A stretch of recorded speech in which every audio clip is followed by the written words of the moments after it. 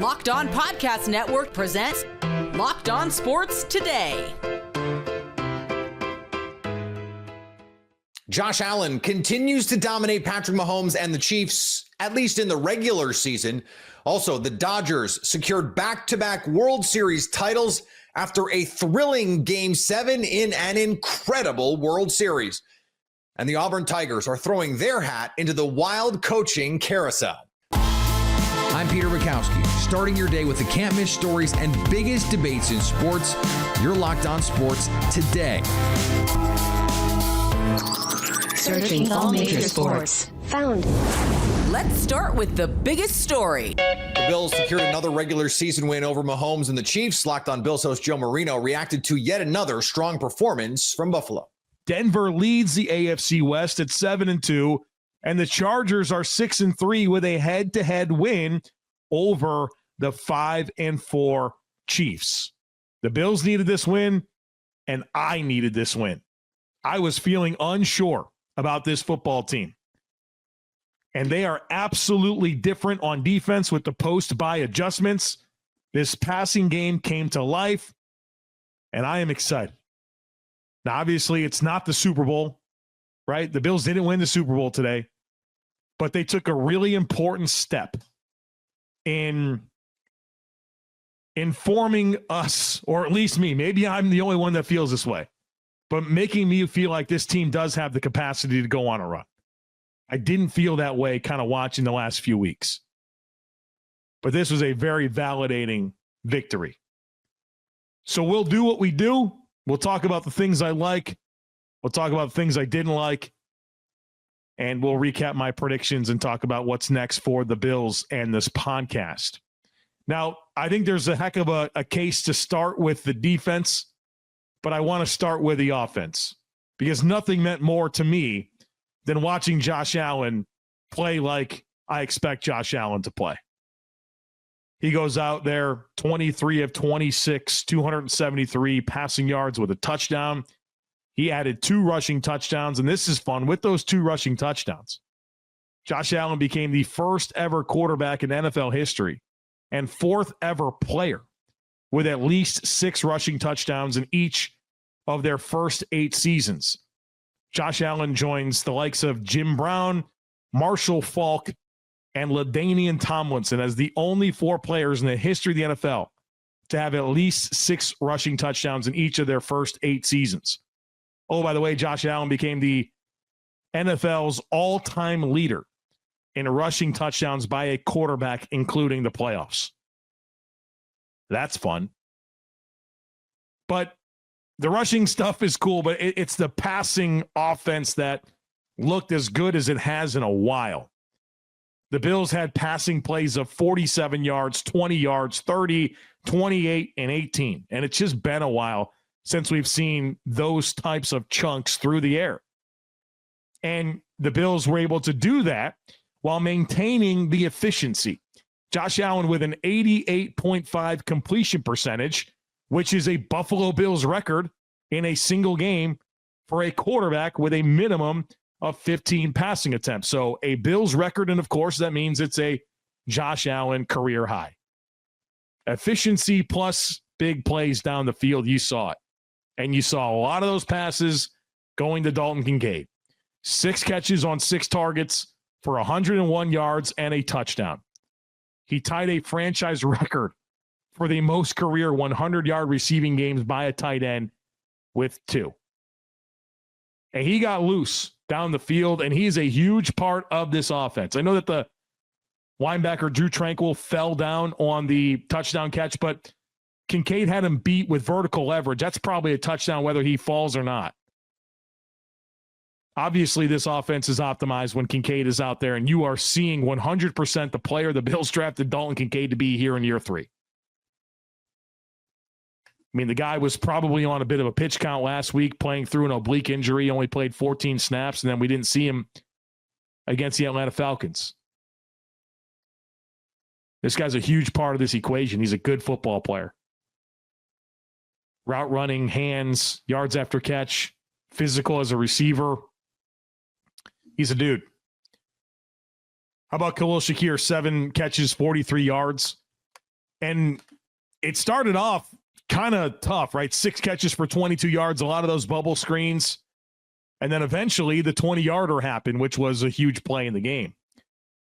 And obviously the Chiefs are a blitz aggressive team, so the Bills obviously want to show those screen looks and keep them honest a bit. Obviously there were some frustrations with that, but Khalil Shakir was, I think, an important part of this Bills offense staying on schedule, and you have to look at some of those plays as kind of an extension of the run game. He did his thing, big-time yards after catch plays. You saw Dawson Knox with a huge 30-yard catch down the field. That was a dime from Josh Allen. How about Elijah Moore with a huge 28-yard reception? Kind of a corner route in between 2 defenders. Josh slots it in there. Elijah Moore makes a good catch. Jackson Hawes, 18 yards on the flip from Josh Allen. I mean, how about the tight ends in general in this game? Kincaid, Knox, and Hawes combined for 8 catches on 9 targets for 149 yards and a touchdown. You want to be a tight end heavy offense? These are the types of performances you need out of that group, and they were phenomenal. All of them contributing in the passing game, and of course, they're going to block as well. And you even saw James Cook catch a pass. You know, James didn't have a catch in the previous 3 games, and it took until the 4th quarter of this game for him to get a catch, and it came at a big time, 3rd and 3. At the rollout pass right to James Cook, you get 11 yards, and obviously the end of that drive is a missed field goal, but you took 2 more minutes off the clock. You forced Kansas City to use all their timeouts because you converted on that 3rd and 3. You know, there's been some gripes about some of these high leverage moments in games, and James Cook doesn't touch the football, or Josh Allen, you know, doesn't touch the football, or you're like throwing it to somebody that you wouldn't really want it to be, or something like that. Congratulations. They got the 2 best offensive players they have, Josh Allen and James Cook, to hook up for a key 3rd down conversion in a high leverage moment. So much to love about this game. But for me, I needed, my soul needed to see a passing offense that looked like this, and it was nice to see. I think you saw kind of the optimal version of the Bills' efficient plan that they like to have, mixed in with some explosives, and it was beautiful to see. Stay up to date all year on the Buffalo Bills by subscribing to Locked On Sports Today and Locked On Bills on your favorite podcast app. You're Locked On Sports Today. Coming up, the Dodgers are World Series champs again. Before we get to that, the Bears got into a shootout with Joe Flacco. The NFL season is rolling along, and FanDuel is making sure you're ready for this weekend with a can't-miss offer. Right now, new customers can bet just $5, and if your bet wins, you'll get $300 in bonus bets to use across the app. I love using FanDuel because it fits how I like to bet. Player props, building a same-game parlay, or even jumping in live as the action unfolds. It's quick, it's easy, and the best way to add a little more energy to Sunday. So are you ready to play? Download the FanDuel app now by visiting FanDuel.com to get started. That's FanDuel.com to place your first $5 bet. The Chicago Bears came out victorious in a wild shootout against Joe Flacco and the Bengals. How do they do it? The Chicago Bears keep just finding ways to win games that we thought they were out of. They blew it in the 4th quarter against the Cincinnati Bengals, or so we thought, allowing Joe Flacco to score 15 points in 50 seconds with an onside kick to take a late lead, but somehow, someway, Caleb Williams drives the Bears down. Colston Loveland does the rest, and now all those people questioning Loveland versus Tyler Warren with the 10th overall pick, awfully quiet right now, as the tight end looks like the future of the Bears passing game. Kyle Monangai looks like the future of the Bears running game. And an absolute roller coaster ends with somehow the Chicago Bears pulling off a victory. A lot of major concerns about this defense and special teams in this game, but the offense comes through when they need it most. A lot to break down from this game over on the Locked On Bears podcast on YouTube or wherever you get your podcasts. The Packers took a confounding loss to the Panthers. The Green Bay Packers don't yet have the infrastructure, the culture to win a Super Bowl. I'm Peter Bukowski, host of Locked On Packers, with 3 quick takeaways off a dispiriting 16-13 loss at home to the Carolina Panthers. Once again, the Packers come out against an inferior opponent and play down to their opponent. This is when you need your culture, your leadership, your coaching to carry you through. The Packers went 0 for 3. Jordan Love played good enough. They didn't get the right approach from the coach. They didn't get a right approach from the rest of the star players. Where were Micah Parsons? Where was Rashawn Gary? Where was Edgerrin Cooper? Xavier McKinney came through with some nice plays, but it wasn't enough. You score 13 points against a below average defense that just gave up a 40 burger to the Buffalo Bills. That is not coming out with the right mindset to go win a game. The second one is huge, and that is Tucker Kraft appears to be lost for the season. Reportedly, expectedly, an ACL tear, and that is devastating for a player who looked like he had a chance to be an all-pro player. The good news is this does not affect how I view the Packers against Philadelphia at all. They play down to their opponents. They play up to their opponents. We saw them put it on a Pittsburgh Steelers team that just beat the best record, at least, in the AFC. This Packers team can play with anybody.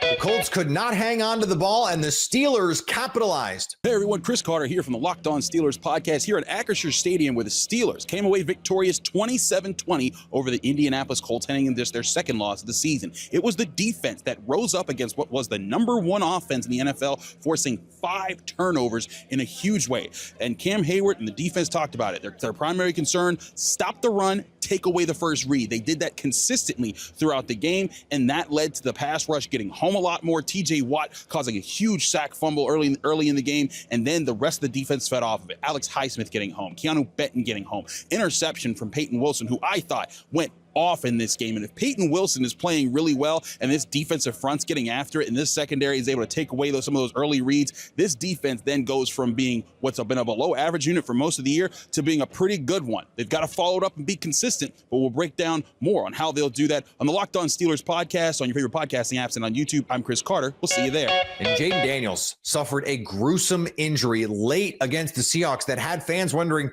what was he still doing in the game? Washington Commanders fell apart, got completely dismantled by the Seattle Seahawks. But at the end of week 9, the concern is not even going to be what happened on the scoreboard, not even honestly what happened on the defense. The concern is squarely on the health and the future of quarterback Jaden Daniels. Left the game midway through the fourth quarter, a 31-point deficit facing the Commanders, yet Jaden Daniels still in the game. Head coach Dan Quinn is going to face a lot of questions about why his franchise quarterback, who's been battling injuries all season long, was still in the game. Now, the arm injury that he looks to have suffered, not connected to either the knee injury or the hamstring injury he had previously, but these are the kinds of things that people start to worry about as games get out of hand, which is exactly what was unfolding here in Northwest Stadium. Those questions are going to have to be answered. We're going to have to discuss the future, what's going on with the Washington Commanders, and everything leading up to the trade deadline. So there is a lot to unpack from this game alone. Make sure you're tuned into the Locked On Commanders podcast 5 days a week, part of the Locked On Podcast Network, your team every day. The LA Dodgers are World Series champs once again after taking down the Blue Jays in an incredible Game 7. Locked On Dodgers host Travis Rogers reacts to a second straight title and wonders if anyone can stop this incoming LA dynasty. With the back-to-back titles, it's the first time since the turn of the century that we have seen a major league team go back-to-back. It's the first time in 50 years since a National League team has gone back-to-back. The Big Red Machine did it, and my, oh my, was it hard and difficult and challenging and just downright scary for the last couple of nights. Let's go right to this. The resiliency that the Dodgers showed tonight in Game 7 was the true heart of a champion. This is why you have all of that talent. This is why you have all of that experience. This is why you have a manager like Dave Roberts, when even after someone like Bo Bichette hits a 3-run home run, gets the place absolutely rocking,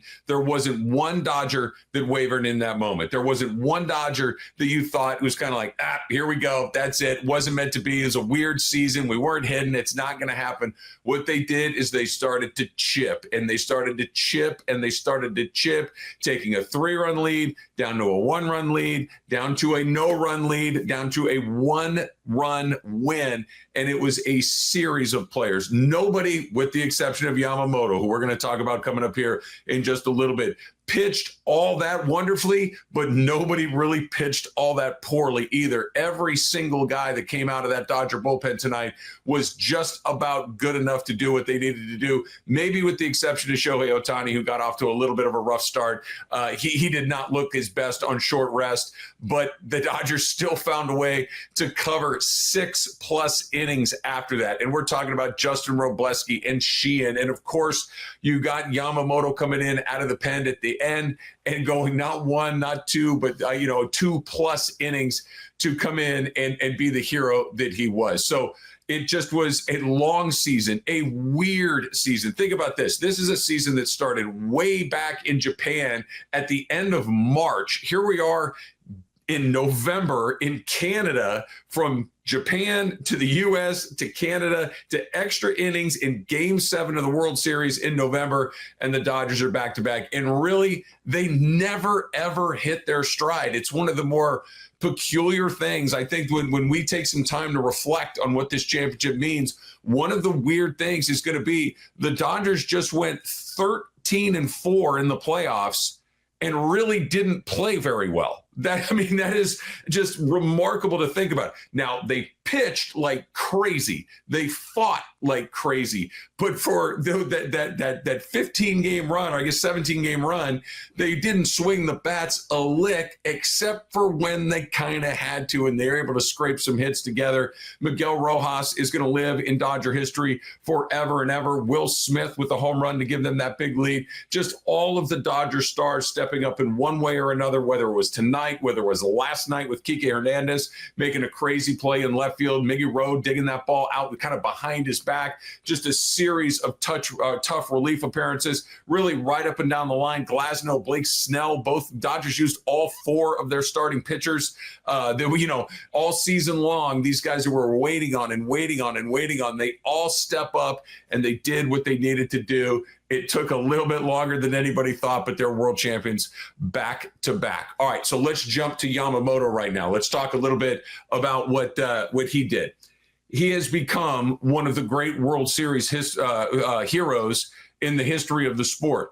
He just won 3 of the 4 games that his team pitched in. He threw an absolute masterpiece in Game 2, backed that up with another near masterpiece in Game 6, and pitched deep into the game to give his team a chance to win, a game that they did win. He picks up his second win, and then less than 24 hours later, he finds himself back on the bump again, doing what he does, just being an absolute killer on the mound, completely unflappable, completely composed under the most extreme pressure imaginable. And this man is now a made man in Dodger universe. He is a legend. He is something that we will be talking about for years and years and years, where the entire world has been preoccupied with Shohei Ohtani, rightfully so. Yoshinobu Yamamoto comes in and is unquestionably the most valuable player of this team, of this series, in the World Series against the Toronto Blue Jays. And it wasn't close. Maybe Miggy Rowe. Maybe we'll give Miggy Rowe a little bit of love in there as well. So Yamamoto, I'm sure coming up next week, Harry and I will be all over all the individual accomplishments and awards. But Yoshinobu Yamamoto, who was great for the Dodgers last year in the postseason, in his first season in Major League Baseball, this is why they went out and spent $300 million on a guy who had never thrown a pitch in Major League Baseball, because they knew he had this inside of him. They knew that he was a guy that would never blink, that would never roll, that would constantly compete. And even when he had that bumpy outing against the Phillies in the DS, he bounced back and was absolutely remarkable. Stay up to date all year on the LA Dodgers by subscribing to Locked On Sports Today and Locked On Dodgers on YouTube or your favorite podcast app. Coming up, Auburn is moving on from Hugh Freeze. Yet another major college football program has decided to move on from their head coach. Locked On Auburn host Zach Blackerby reacts to the Tigers firing Hugh Freeze and looks ahead to what could be a frustrating coaching search on the Plains. After seeing the end of the game last night, it had to happen. And I didn't expect it to happen immediately after the game, but I would have been shocked had it not happened today, because it felt like the fan base in the stadium finally broke last night. And I know you guys talked about this, people leaving, the booing of Hugh Freeze at the end of the game, the chant of fire Hugh Freeze. Like, that's Brian Harson's tenure was bad. And let's not be, Daryl mentioned it. It was worse than Hugh Freeze. It's because at least Hugh Freeze tried, right? Brian Harson refused to recruit, all that stuff. We're not here to relitigate that.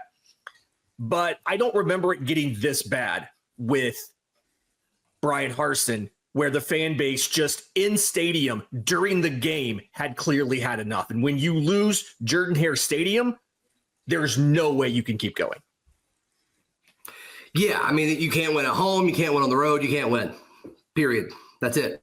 End of the conversation. I'm glad Cohen pulled the trigger here. So DJ Durkin will be the interim per reports, which not surprising. Curious, would love to know the mood of the meeting that's supposedly happening in like an hour and 15 minutes. I think it's happening at 2:00. I saw some people say 1:30, but I think it's 2:00. Daryl, as far as this team's leadership the rest of the way under DJ Durkin, what kind of shift are you expecting here? Well, first of all, I'm glad to hear that, because I guess it would have been 45 minutes ago I was hearing reports to the contrary, that there was 3 other names that were possibly being mentioned, and I wasn't real thrilled about that. I wanted it to be DJ Durkin. I think the players respond to DJ Durkin. I think if you look at that defensive side of the football, look at how hard they've played and how they've never given an inch despite getting nothing from the offense. It would be very simple to be demoralized and feel a little bit less than.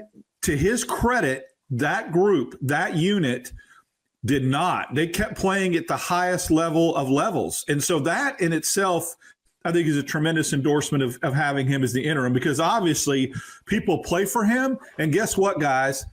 It's not situational.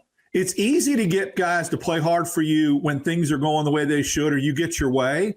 When they're not and they still do, I think that speaks volumes. So, 3 games left. So many different things to unwrap. Who calls plays? Do they bring in an offensive analyst to do it? They've got a bye week after the Vanderbilt game. But I think Durkin's the right move. He has head coaching experience. His players love him. And that unit played at a high level despite the offense giving them nothing. I think that goes a long way. And on Dapp's note as Lindsay, well. at 15. Yeah, go ahead. Sorry. It's not just Durkin doing the thing. His veterans, his players are the ones cited by other players as the guys in the locker room keeping everything together, right? Keldrick Falk is the number one name we hear as far as players who are stepping up and being leaders and rallying the whole team. And the fact that it's not only him, it's his players, shows the type of mentality that he's putting into the team. And I think that's the other reason you had to make this move as well and give it to Durkin. Yeah. So now, guys, real quick, go ahead, Zach. Sorry. Yeah, go ahead, Daryl. I was going to say, how many times we watch a team that gets demoralized when one side of the ball absolutely plays like cheeks and the other side just says we're wore out from carrying. That to me is, I think, very, very, what Lindsay said, absolutely an extension of the veterans of this team that never quit, never felt full of the tent, and then Durkin's leadership. And finally, Buck star Giannis Antetokounmpo was recently asked how he got a black eye, and his very real response had us stunned. Did you get the black eye today? No, actually, I was in Pick and Save, right? So while I was checking out my grocery, there was this guy that was about to snatch a purse from a lady. So I was like, "Hey, man, what are you doing? Stop!" So I went and grabbed him, and he kind of turned and elbowed me in the eye. But then I grabbed him, put him on the floor, took the purse, gave it to the lady, and then the lady was safe. I paid for her groceries too because she was in shock and stuff. Then, the police came and took the guy. I don't know, took him into custody. So after that, I just went back home, did some treatment, and took a nap. Whether that story is partially true, all true, or not at all true, I think we know. On the court, Giannis really is a superhero. If he is off the court too, I wouldn't be surprised at all. If you're catching this episode after hearing your favorite Locked On show, make sure to subscribe to Locked On Sports Today on YouTube or wherever you get your podcasts so you never miss an episode. Also, if you're a new subscriber to Locked On Sports Today, we're here for you with the biggest stories in sports every day. Coming up, Dak Prescott will try to carry the Cowboys once again, this time against the stumbling Cardinals. So at least until tomorrow, stay locked on sports today. Locked On Podcast Network presents Locked On Sports Today. For more episodes of Locked On Sports Today, go to our video on demand. Click on sports at the top of your screen. There, you'll find past episodes of Locked On Sports Today, plus other Locked On shows on demand.